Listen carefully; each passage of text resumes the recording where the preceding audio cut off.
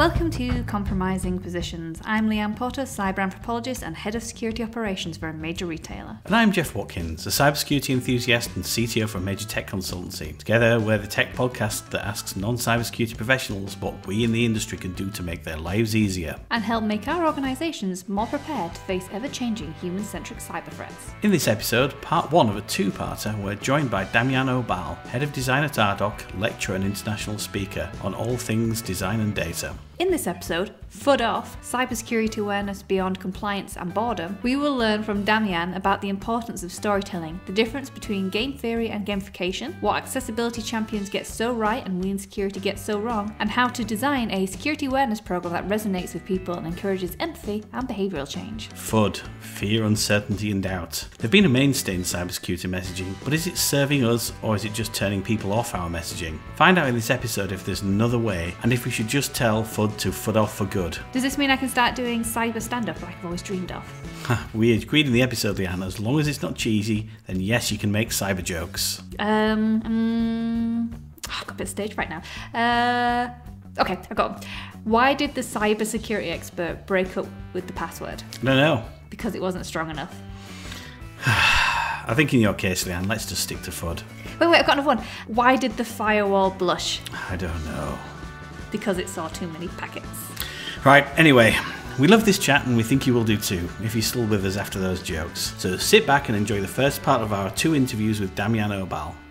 Today, in this episode of Compromising Positions, we have a very special guest with us, Damjan Obal, who is currently the head of design at Ardoq. We first met Damjan when we were at Webinale Berlin, talking about the UX of data, which was an absolutely fascinating talk. So we thought we absolutely had to bring him in to speak with us on our podcast. Welcome, Damjan. Welcome, Jeff. Welcome, Liana. Thanks for having me. No, thank you. And as Jeff was saying, I remember seeing your talk and being incredibly impressed by it, not just because it was absolutely beautiful, the slides, but it was informative, funny, and really thought-provoking. Do you want to tell the audience a little bit about yourself and maybe tell them a little bit about that talk? Because I was really inspired after I saw that talk as well. Now I'm gonna blush remotely. That's what you get when you're the only designer talking to developers and engineers, folks from different domains. But yes, I'm originally from Slovenia, living in Norway for the past 6 years, heading the design team, as Jeff was saying, at Ardoq. It's a small team of 13. My background is between research, mainly qualitative user research and design. So I've been kind of walking the line there. And yes, I've been working a lot with data, with the unsexy part of the design industry, which for some weird reason is really attractive to me. I've been spending a lot of time, explaining for example, user experience of data, which we discussed in Berlin, for example. So kind of this combining these two topics. And why do you think it's really important to really make a story with data? It's important and almost a given, but it's also much easier nowadays. And I think that's the most exciting for me, at least, because data is much more accessible, like this democratized access to data, which is, of course, also comes with its downsides, as, for example, I keep talking about this democratization of data, but it's still on the positive. I think it's great if you want to tell a story with data, so you can get the quantitative input, the data points to support, for example, if I put my researcher hat on, if I do qualitative research, it's usually the why. When you do user interviews and you go deep, but then with data, with quantitative data, you can get the other part of the story, and then what we call like the triangulation. So when you use mixed methods, and then kind of you come to the gist of it. But the story, what you mentioned, Liana, I think it's really important, like how you tell a story, kind of course twist the story. And people say data never lies. Of course it does, if you kind of extrapolate it. We are very good as designers. We are very good at sometimes manipulating the story, so we are to blame. But I think it's very important that you kind of show it in a story-like format, so not to burden the consumer on the other end, whoever that is, your stakeholder, your team. So just kind of as you would read a story to a kid. It's kind of it's very important. No, I totally understand that. That's really good for you to hear, and it's nice to have some acknowledgement that the data never lies is quite a fallacy. You're also currently a lecturer as well, teaching others your craft, which we will do. We'll definitely open your brain up and see how we can steal some ideas from you there. But you've also got a PhD in game design and interactive media design. Do you want to tell us a bit more about that? Yeah, that's it's something I don't mention it often, and it's mainly because it's officially game theory, interaction design, but it's actually part of computer science. So when I said like, yes, I have a PhD, and then you need to explain where from, and it's like, yeah, computer science. It's like, oh, so you have an engineer. It's like, yeah, on paper. So I spent this amazing time during my PhD studies. It's in Slovenia and Finland, so it has split. But I spend my time there surrounded with embedded systems engineers and fellow students. I was the only designer in this human-computer interaction domain. So it was a blast. I really enjoyed, and that's where I kind of came in touch with gamification, and then also the core game theory and how to apply it when designing for interaction. So it's really fun, and that's why I keep saying for interaction, not in designing interactions, because what we've been doing was creating these spaces for discussion through technology. Yeah, it's very interesting. I still hear the term human-computer interaction, because I remember I did human-computer interaction 26, 27 years ago, a long time ago now. And I feel that a lot of universities hang on to that type. Do you think maybe that needs an update? And this is a complete side quest of a question. Mm-hmm. No, I think it's a super good point, because it also tells about our age, right?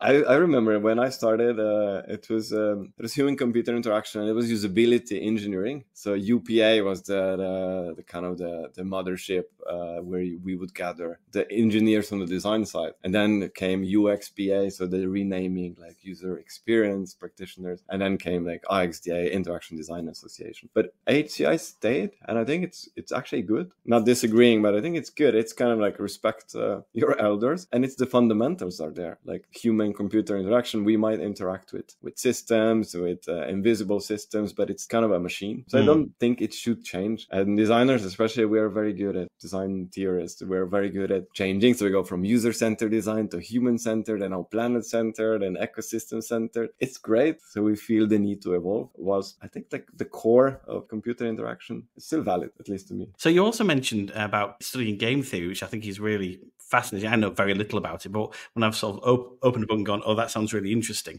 What principles of game theory can you apply to your role?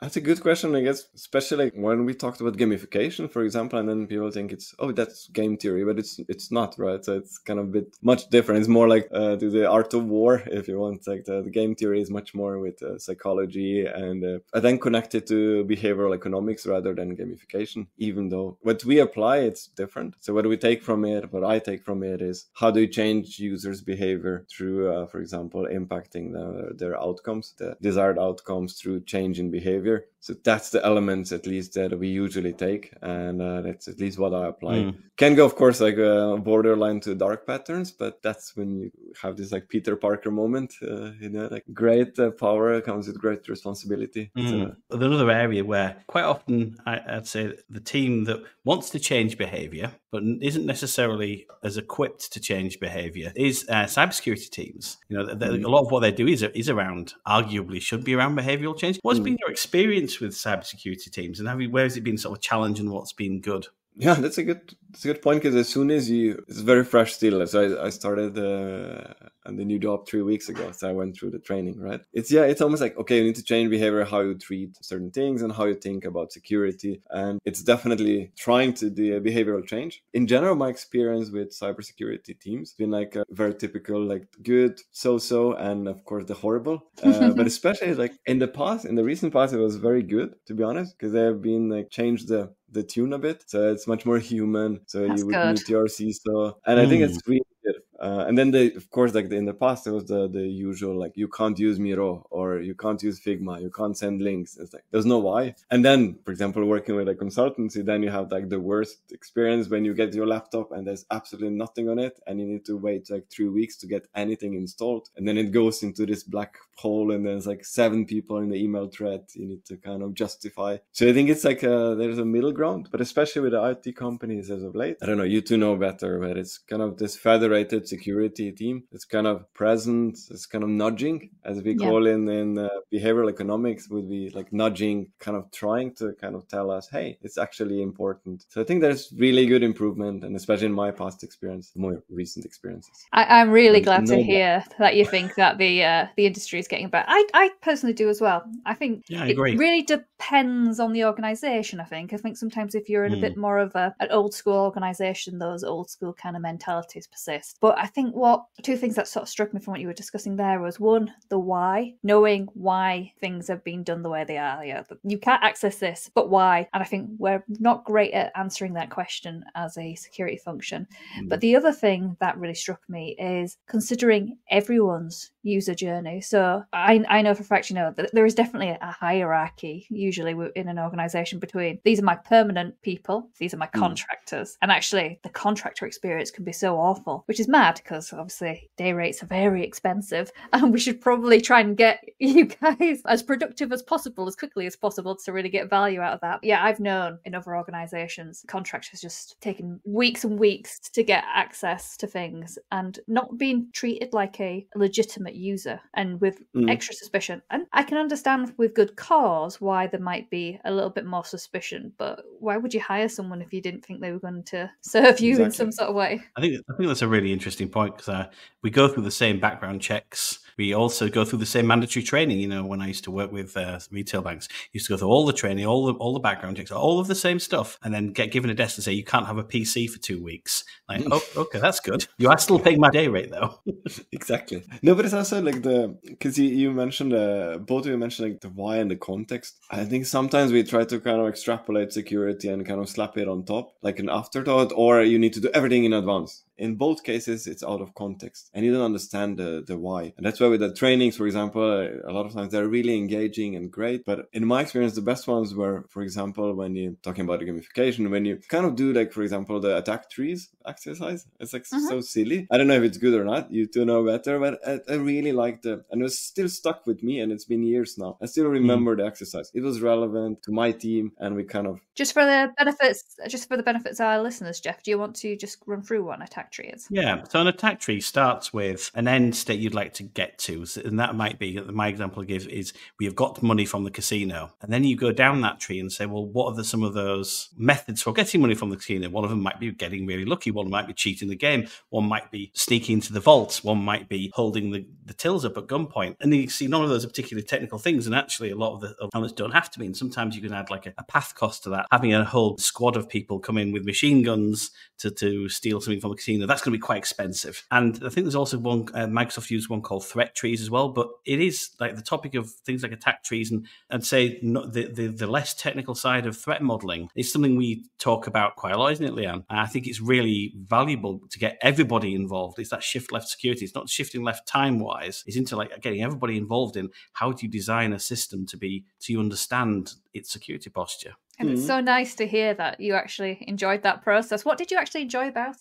So I enjoyed, like I said, because it felt relevant. So it was kind of a given task to the team. It was relevant because it was relevant to the whole team. If you work on something, for example, releasing a new feature or developing a new user journey, then it's kind of closer to the end user, but also thinking about all these things like how could we lose our data? And then someone coming in with a USB stick, or like someone forgetting to turn off their computer, things like that. And it was much more relevant than, I don't want to sound negative, but it's much more relevant than, CEO in your security video. And it's just silly. And sorry to say it, but I think it's kind of, security is not childish. It's not supposed to be super fun. It's great if we can make it more engaging, but it's not like a black and white. And I think like security should be treated seriously. And if you give this example, then people feel like, yeah, it is a serious thing, but we can still approach it with a game-like method. And then you can gamify. What we did then was competing, like who would come up with the most like crazy scenarios. So you can still make it fun, and that's great. But don't just do it for the sake of it. I think that's why I enjoyed it. I'd love to think the way you made it fun was like, and then we used a grappling hook to get inside the building, just like an old school kind of Mission Impossible. Then we cut through the glass, and then we got in, and then we connected to the network. There we go, done it. Exactly. But those are like the videos are like that, right? So it's kind of like, it depends to me, at least, if it's something you do and then you're creative, you do your own storyboard, and that's it. For example, now the designer in me is talking, but that's how you make it like engaging. But if it's something, like a video, it's gonna, and then you slap your CEO's face and saying like, someone came into our building, it's like, that's not fun to me.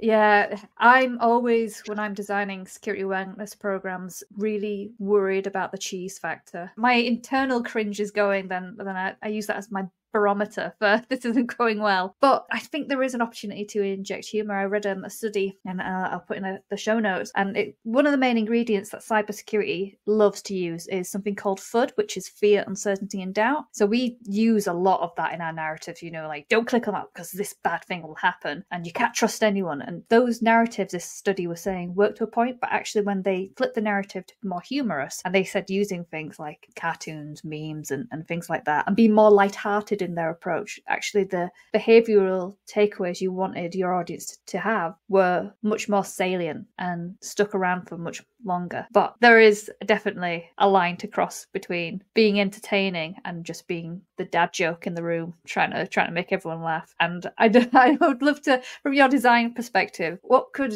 you've literally just said you've done a security awareness training course. Have you had free reign to design a training awareness course? The first video you get as a new employee that you have to watch, what would it include?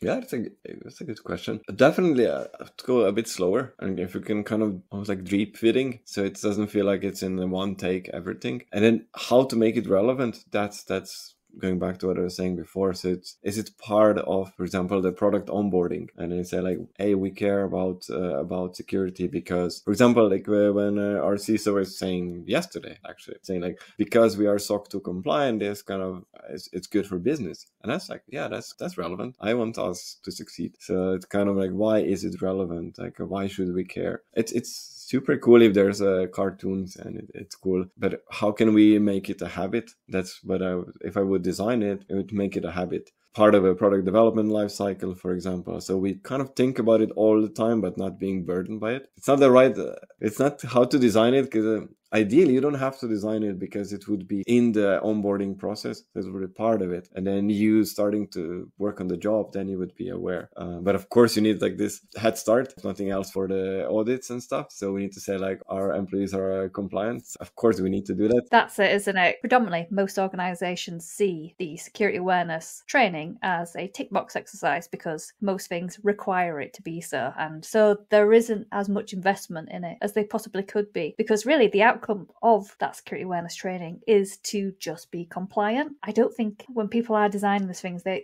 have good intentions, don't get me wrong. The good intentions is, yes, we'd love people to be more aware that you need a strong password, don't click on that, things like that, fine. But that is not the primary purpose of that training, in my opinion. And so that's when you see bad design being used. I also think what you were saying before about micro interactions, streamlining it down a bit, when we design security awareness courses, it's for such a broad audience, and it's always going to fail that. When you're trying to meet, the very technical people in the organization, contractors, and then maybe someone who does a bit of admin occasionally, and you're trying to bridge that whole gap of every single threat that could possibly happen in your organization, it's going to fail from the start. And I'd love to know your opinion from both a design and data, because I'm sure you agree that the data doesn't fit everyone as well. There's always going to be outliers. Exactly. And it's also, when you look at for example, from a design perspective, we always start, like when we build the journeys, we say for whom, even before the why and the how. It's like, for whom are we doing it?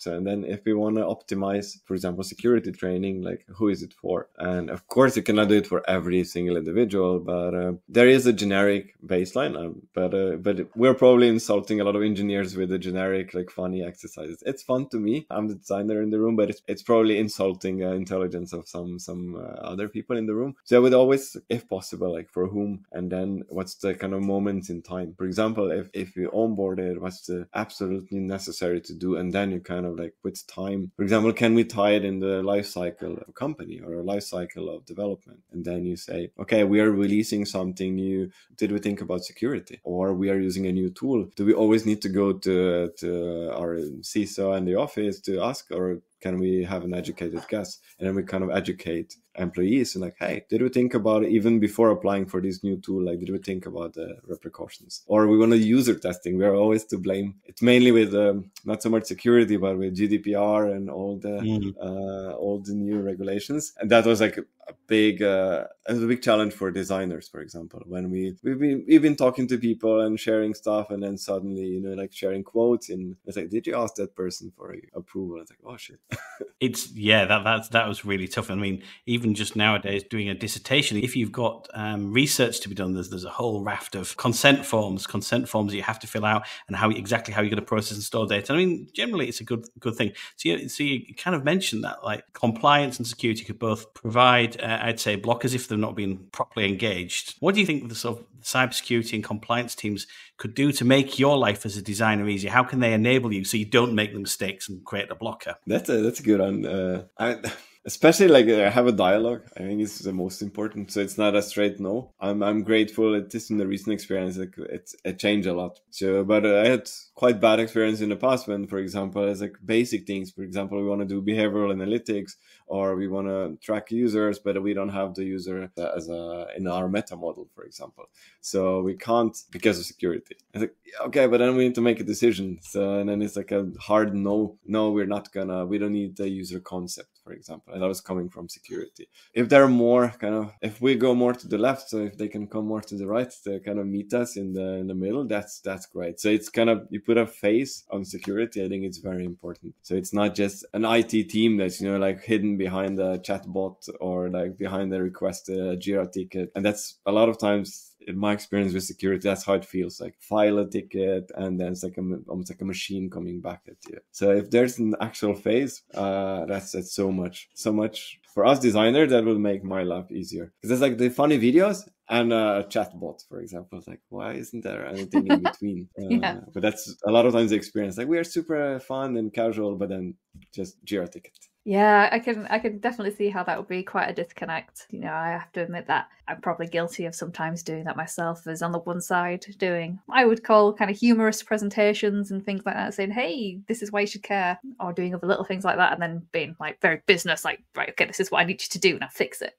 And I just think, I wonder, so you've kind of got me thinking about my own kind of behaviours. What could I possibly do to kind of marry that? And I guess it's literally the title of the podcast, Be More Compromising. Just like you said, meet literally in the middle. But that's, for example, like my recent experience. For example, like the CISO coming, meeting the team. That was, for example, happening yesterday. So we were mapping out the journeys, and he's using our product internally for audits, for example, which is super fun to see. It's not the point of the product that we're building. But then, like, you know, him coming and kind of sharing an anecdote about like how he uses the product, for example. And then it's like it's the CISO. It's like the guy, you know, like if you don't do your trainings, he's the guy. But it's like, it's super nice. You're kind of, you know, descending from the throne. It's like, hey, I'm a normal person, but I care about security. And then kind of sharing like, why do I care about security? And it's like, no, that's relevant. I can relate to that. And it's kind of, if there's more of that, I know it's not scalable. That's why I like, I think that's one of kind of the recent happenings or trends in security that I've seen, is this distributed ownership or stewardship. So it's kind of, we will have champions in departments, and I've seen that work really well. So it's almost like, you know, there's what's that, like fire hazard and like security on the workplace. It's kind of like, yeah, I care about security. I think it's really good to see if it's kind of more distributed, so it's not just one person. As you both know, it's probably hard to scale and justify scaling the security team. It is really hard to scale, but I think it's worth the return on investment. And I just sometimes wonder if security teams don't realise that the benefits of doing that really outweigh. And it can be very easy to get into the mindset of, you know, there isn't very many of us in an organisation. You know, it's usually one of the smaller sections of the IT team. There isn't much time in the day to be able to have oversight over everything. But I think if you identify your key areas that, you know, the crown jewels of the business, and really invest in that by being very present, by literally being a face to a name rather than a title, I think that can be really beneficial. Exactly, to your point, Liana. It's also, because I think we briefly touched upon it, like if you democratize it and you make it part of it. I keep comparing it, for example, to accessibility. You don't have usually an accessibility practitioner in the team, but at least every designer, every front-end engineer thinks about it. There were some huge fines slapped on really big companies, and that helped kind of to kick our butt. But now we're all thinking about it, and we make it part of our process. So are we WCAG compliant, for example? It's kind of, again, like a checklist, but we're thinking about it, and we don't have a certain person doing it. It's everybody's doing it. And what about if we could make security feel like that? That would be great. And you're not the first guest to make that link between accessibility champions and security. And it just makes me think, doesn't it, you, Jeff, that maybe we should probably get an accessibility person in so that we can actually learn from them. Yeah. Because how did that make that stick? Yeah, their profile in an organisation has gone up, and like you say, they've had a lot of fines, but for security, to be honest. But there's definitely the way we're approaching it, and when I say where, I'm talking very general as an industry. I'm not highlighting anyone there, but how we're approaching it compared to accessibility, when both objectives are front-facing, to be honest. Our customers are deeply impacted by our actions, whether that be security or accessibility. So we really need to be mindful of that and give that the proper importance in an organisation. It's super interesting because I think somehow accessibility, maybe the storytelling is better as an industry for that, because the actual fines, comparatively speaking, compared to say like a GDPR breach fine or an ICO or an FCA breach fine, which are absolutely enormous. Most of the time in the UK, there haven't been too many most of the stuff's been settled out of court, and that court settlement has been fix your site so it's accessible, fix your app so it's accessible. Yet in cybersecurity, where the stakes are much higher, it feels like people aren't as bought in. I mean, I guess some of it might be, imagine with accessibility, sometimes you can at least visualize it. How do you think we could actually make cybersecurity more tangible and visual for people who should care about it? That's a good point. Exactly. Accessibility is, it's at the end of the day, it's an easy sell. And that's coming from research, and it's very close to my heart. But it's also sometimes I almost, it's come on, it's so cheesy, but it's it's great to design for visually impaired, but are they really our users, for example, in a lot of enterprise products? And I'm fully on board, but sometimes I hear from my own designers come on, let's just ship something and we're gonna fix it, don't worry. But security, it's never, I haven't seen anyone being so passionate about it. That's back to the storytelling. How can we kind of make it tangible and create empathy around it? Maybe because it's so abstract, because it's so alien to most of us. It's kind of okay, how can I'm just a normal worker, And then we try to do these videos. So don't use USB sticks. Of course I don't use USB sticks. It's kind of this detachment from extremely silly and something that I can't do this. And then I'm assuming that people with access to AWS servers, they know security. But it's actually when breaches happen, it's probably people like me that are to blame. So how can you tell the story? I think it's by, again, anecdotal evidence and kind of not dumbing it down, but kind of making it in chunks. So it's kind of in this digests. So, for example, sharing nuggets about, hey, this is also security. Did you know? Research is very good at, for example, what we do is we share on weekly wins. We share, we interview this customer. That's the quote in a kind of this small nuggets. And back to accessibility, that's what they do is see they're struggling, and you create empathy for the cause. So how can we create empathy for security? Maybe they're far-fetched, but if we can kind of make it more, we discussed, more relevant, so I can relate as a normal, non-security person. And I think that's really important, that empathy piece of that. There's an organisation, I can't remember, maybe if I do, listeners, I'll put it in the post notes. There's an organisation, their security team actually interviewed their customers. I think it was some sort of financial organisation, either loans or actual banking, and they got customers who had been breached. Either, bad passwords or, scammed, whatever. They'd lost money, and then they shared those videos around their employees, and it really made people think, actually, we need to design things better. We need to make people, even our customers, aware, which is, you seldom really see a lot of attention paid to that actual element as well. It's not just the internal employees, but actually, unless you're someone highly regulated like banks, which has a duty to kind of protect customers in a much more extreme way due to regulations, you don't really see that kind of trickling down of information either, and making everyone have a better baseline. of awareness. It's a good point, because it's also we share those stories. Like when you win a customer, you lose a customer, or if we're in product development, like we learn from our failures. So we do like the post-mortem, for example. It's equally important than the PRD, like the product requirements document. It's kind of like, what did we learn from it? Like it failed, but this is what we learned. I think you raised a very good point there. Can we bring those voices in? And we call them like the voice of a customer a lot of times. But it's usually like high five moments. Like we bought your product because of that. But if they share some negative experience, I think that's super powerful. It's a really good way. It's not cheesy because people can relate. What a charismatic guest. Yeah, now you know we had to keep this one as a two-parter.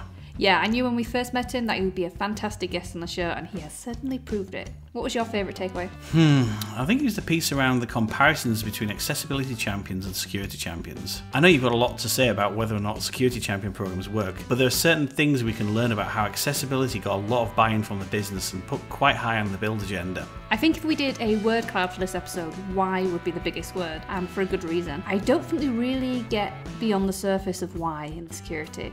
It's why's like, because I said so, because it'll make us more secure, because it meets our compliance obligations. I just don't think are good enough anymore. Yeah, and I think that's where techniques like the 5 whys are useful to implement here, to help you really get down all the way to your motivations. For our listeners who may have not come across the 5 whys, it's a technique to help you find the root cause by asking why 5 times. So each answer you give will prompt another why until hopefully you'll get to the root cause of the problem. It's a good method and I really recommend people start trying it out. Well, that was good for a first part. What can people expect from the second part, Leanne? A whistle-stop tour of design principles to apply to your security awareness program and the dangers of gamification. Sounds good. Links to everything Damjan discussed in this episode can be found in the show notes. And if you like the show, please do leave us a review and share on LinkedIn or in your teams. It really helps us spread the word and get high-quality guests like Damjan on in future episodes. We hope you enjoy this episode. See you next time. Keep secure and don't forget to ask yourself, am I the compromising position here?